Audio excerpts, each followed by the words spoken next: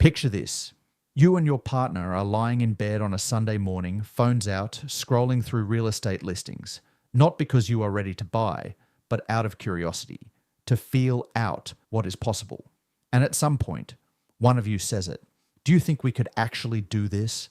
That question deserves a real answer, not a vague maybe, not a highlight reel from a couple who bought in 2019 and acts like it was easy.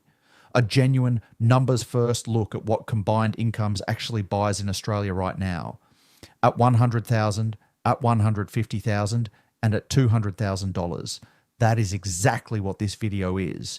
Before we run the numbers, here is the one stat nobody puts in the headline. Australian house prices are currently 16.4 times the average annual income per person.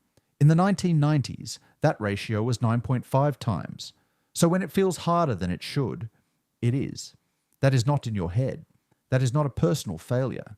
The gap between what people earn and what homes cost has almost doubled in a generation, and yet people are still buying at every income level. Not always where they imagined, not always when they planned, but they are buying.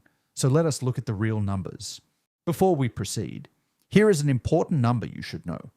The median household income for a couple in Australia right now sits at around $120,000 to $130,000 combined. So wherever you land between $100,000 and $200,000, you are squarely in the mainstream. Now let's go through each bracket. At $100,000 combined, say two people each earning around $50,000, your combined take-home after tax lands at roughly $1,620 a week. That is what you are working with to cover rent or a mortgage, food, transport, utilities, and everything else that makes up two lives. Your combined borrowing capacity at this income level sits somewhere between $480,000 and $560,000. That assumes clean credit, lean expenses, and a solid deposit. Now let us be honest about what that buys in 2026. A standalone house in Sydney, not happening.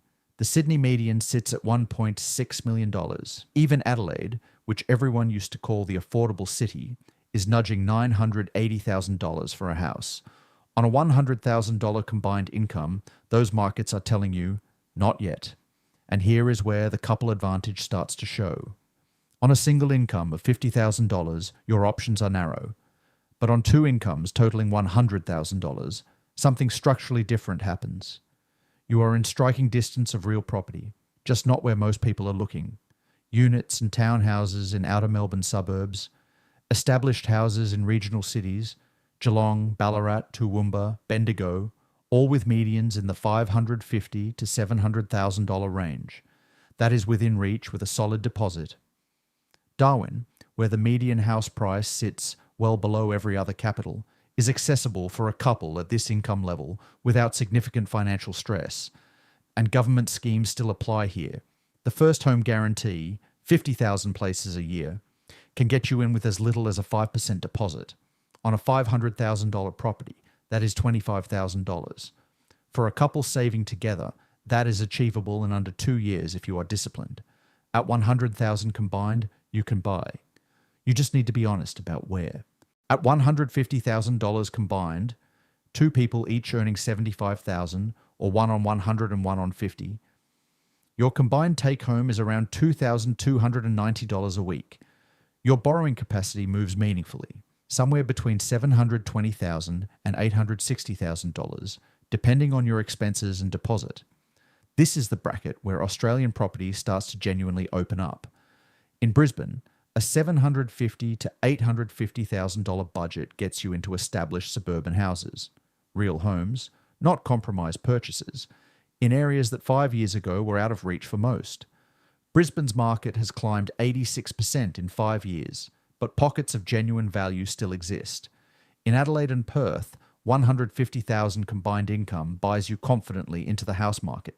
Not just units, houses, with yards in suburbs with infrastructure. In Melbourne, you are into the established unit market comfortably, and the outer ring house market starts to open up.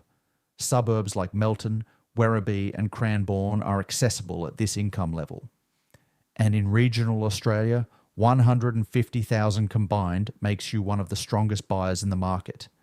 These are not consolation prizes. They are cities with hospitals, universities, cafes, and communities. More couples are deciding the lifestyle trade-off is worth it.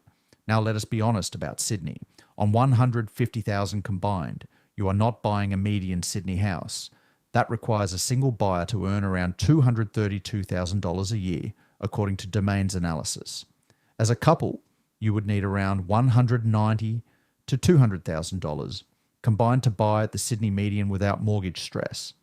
At 150,000 combined, Sydney means quality units in the middle ring, not a house.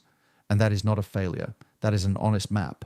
At $200,000 combined, two people each earning $100,000, your combined take-home lands at around $2,940 a week. Your borrowing capacity pushes past $1.1 million, potentially higher depending on your deposit, expenses, and structure. At this level, most Australian property markets become genuinely accessible. The question shifts completely. It is no longer, can we buy? It is, what are we actually building toward? And are we being strategic about it?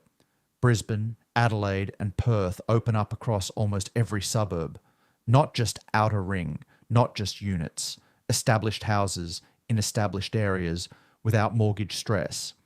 Melbourne opens up across a wide range of suburbs, including inner and middle ring. In Sydney, you are in the market. Inner west units, southwest houses, and a wide range of apartments in the city's growth corridors are all realistic. At 200,000 combined, the smartest couples are not just asking where to buy.